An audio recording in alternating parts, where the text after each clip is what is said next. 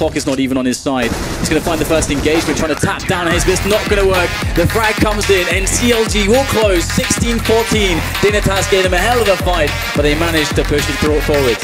Yeah, that was an interesting last down.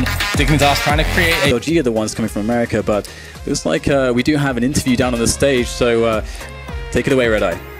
Thank you very much, Tarek. Well done. CLG, great comeback at the end there, because it looked like it was all getting away from you. Dignitas going crazy with frags. How did you cope with the end of that game?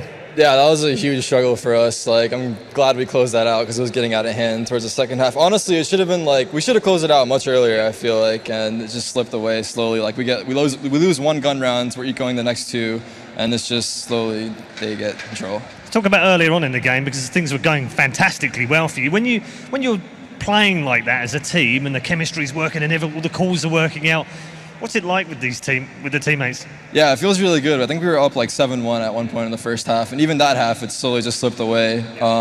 They just, like, that 1v3 that last round especially, he got that ninja diffuse in the smoke. That was really unfortunate. It's just something we have to work on as a team, though, but it feels really good when everything's working, and then to have it like slip away slowly is just super frustrating. How much weight is on you as one of the North American teams? We often give you guys a bit of stick about maybe not being as good as the Europeans, and when are the North Americans going to finally win a major? How much pressure is there on you guys to keep winning like this and coming back and proving the point? Well, I mean, I feel like we're underdogs here, you know, like no one expects us to do well, so I like being in that position, sort of, because then there's pressure. If you're like Fnatic or Envy, then you're expected to make it out of groups, and then if you do get upset, it's just, you know, you don't want that to happen. But yeah, I mean, I'm glad we finished that out, and I'm looking forward to playing tomorrow. Yeah, so talk to me about tomorrow. What do you do between now and then? Well, I'm expecting to play Na'Vi. We might play Envy. It's between Na'Vi or Envy. But from now till then, I mean, it's just like watching demos. That's all we can really do. Maybe even come earlier tomorrow. Again tomorrow, Tarek from CLG. And now, before we head off towards some more commercial breaks, instead, this time round, we've got Pala waiting for us in the green room. It's all yours, mate. Indeed, for the first time, we're in the green room, and I'm actually chilling out with the guys from G2. Michael, how you doing? Great, thank you. Yeah. So, do you want to give a little rundown about what happened yesterday with you guys? You actually took out Mouse, correct? Yeah, we played against them on Inferno, first game here in the group. Pretty comfortable win. We're happy. Well, we've got some laughs going on. Dennis, can I ask you, are you enjoying Cluj? You enjoying Romania? Yeah, it's lovely. And what do you think of the stadium? It's really good. It's big, and I hope it will be full when we play. Yeah, well, I mean, I'm sure it's going to get more and more packed out over the weekend. So, talking about when you play, you're going to be playing off this next match. You've got Fnatic actually over our shoulder. They're going to be playing Luminosity, I think. And then after that, you guys are going to be playing TSM. Yep, for the revenge win again, and the revenge win is the best win. Do you have any particular thoughts on what you've just seen from that match up there? CLG, they just actually beat Dignitas. What did you think of the performance from both teams? Have you got any predictions for maybe the next match between Fnatic and LG? You can maybe put them down a bit, get into their heads. I mean, the match, it was really close. I think AC had almost 40 frags, so I thought that Dignitas would win because of that. But CLG managed to close it, and yeah, they won. About the next match, with probably the best team in the world right now. Okay, so no chance at all of an LG upset? Of course, there's always a chance. I mean, it's a best of one, but let's see. For someone like you, who's been in the European scene for such a long time and is an established professional, is it still sometimes surprising when you see a team from Brazil, you know, performing so well, or at this point, are you all used to the fact that they are top tier and they're able to produce results? I mean, Brazil in particular have been really good for such a long time. So for me, it's no like big news that they actually managed to win against European top teams. Okay, well, I think that's it from the guys over here. Any final words before you go off? I think you'll probably go. Though you did tell me earlier that's not something you're always doing, warming up for matches, or are you going to go do that now? I like to watch your face because you're beautiful. Well, there we go, everybody. Thank you very much, Michael. We're going to head to a commercial break and then afterwards analyse the next matchup. So, oh, no, Dennis? Yeah, I just wanted to say that I'm much better than Olof. Ooh. All right, that's it from us. Heading to...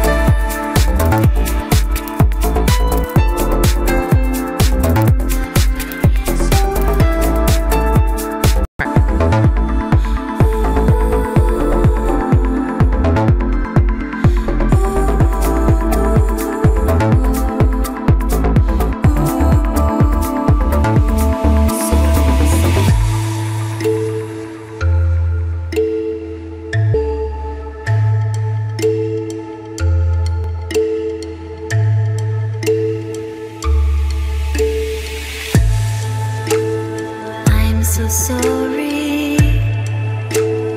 That's my story. I know less than most do.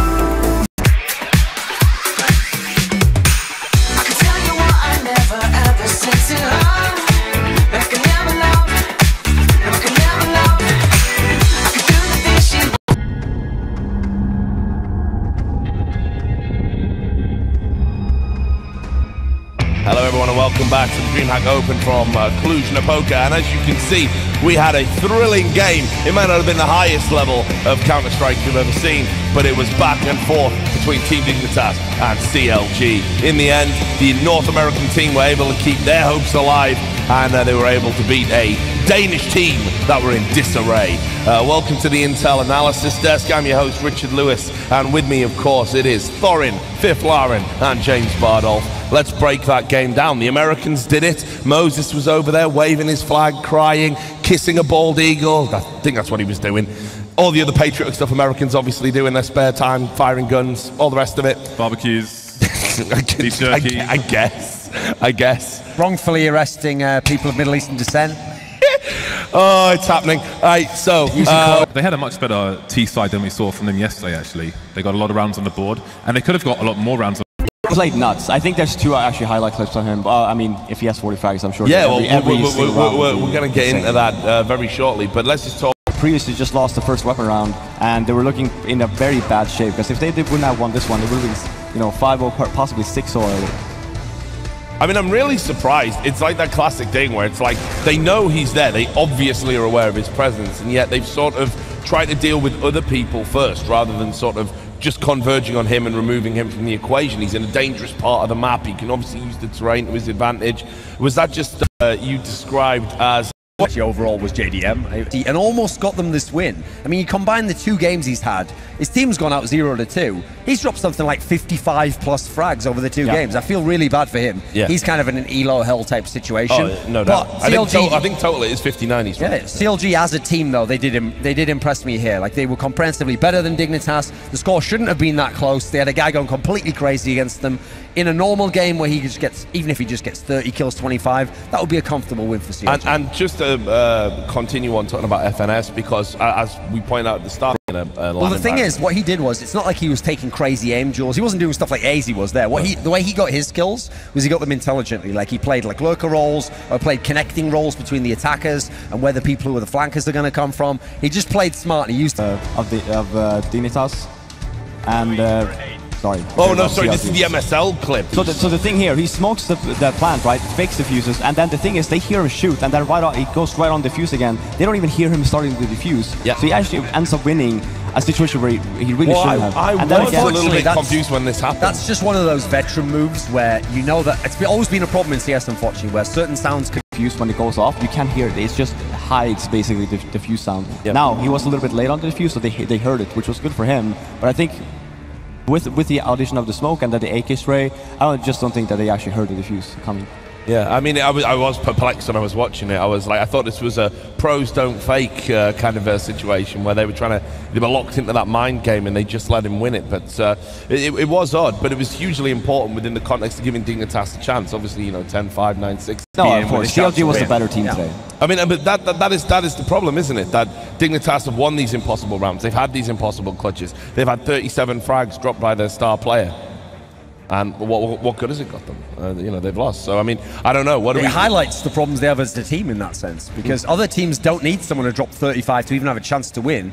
Other teams, star player drops 25. On TSM, if Device drops 23, that's probably enough. There's enough other talent in the team. The machine works. You're going to get the right T-half. You're going to have the solid CT half. That's going to win you the game. This just highlighted to me, if anything, that AZ played fantastically in 2 games. One of them they weren't even in at all. And in this one, they've barely lost. Yeah. Crazy. Let's talk a little bit about CLG, of course, to the victor, the spoils. What do we think about their tournament health now then? Do we feel that they're going to go on and maybe continue to upset the apple cart and fly that North American flag? Obviously, you can see next they'll be going up either against Envious or Na'Vi. The problem is I can't see them beating either of these in a best of 3. Now, the one that I think all of the analysts felt had the chance to kind of maybe hang in there. If they run into like one of them must have been Genghis Khan or something. It's unbelievable. He was a great guy. What are you talking about? We're getting into those winner games now. Next up, it's going to be the fallen giant of Fnatic versus the South American hopefuls of Luminosity. Who will win? We'll find out after the break.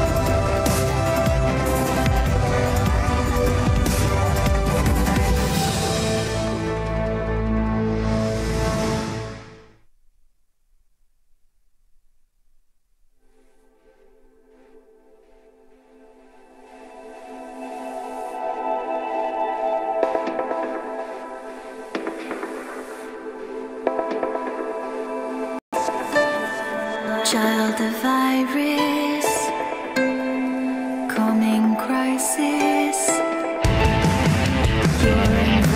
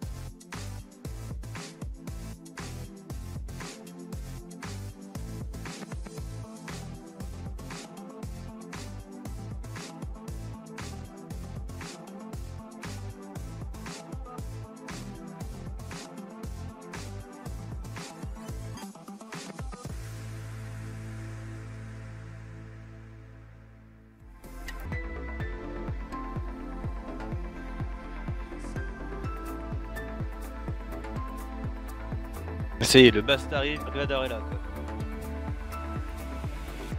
Si le Bast arrive...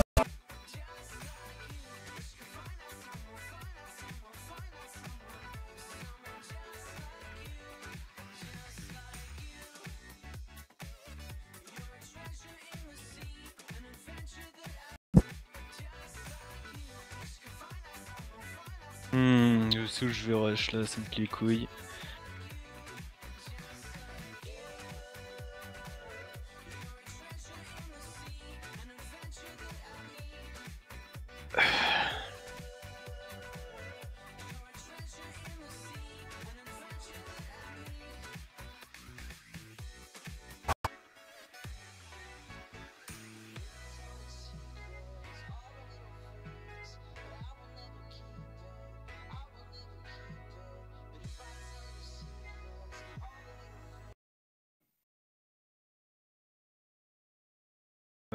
c'est loin d'être fake, c'est le seul à jouer dans sa team. Donc, le mec était... Attends, le mec était à 37 kills que son deuxième de sa team était à 19 kills. Ah ouais. Et en face, ils étaient... Bah ouais, non, le pauvre parce que c'était le seul à jouer dans sa team et que hier, il était le seul à jouer quoi, c'était infect. Et là, c'est Power Easy parce qu'il est vraiment tout seul à jouer dans sa team. C'est infect. Et le mec, en fait, limite, il est mort, c'est bon, il n'y a plus de runes qui se mettent quoi. Ah bah ouais, c'est ça, mais ouais. Enfin, le mec, quand je vois les runes qu'ils ont mis, les runes qu'ils ont mis,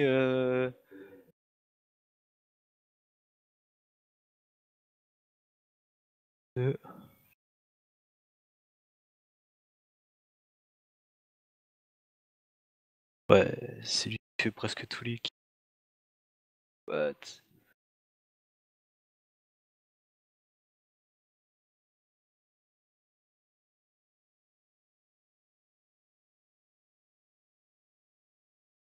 Oh le...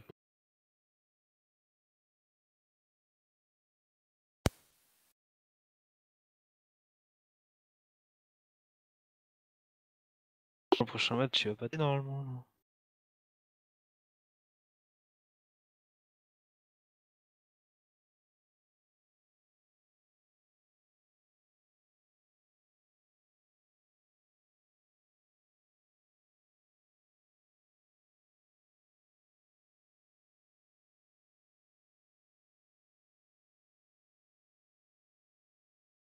Tous c'est des kills similaires, 20.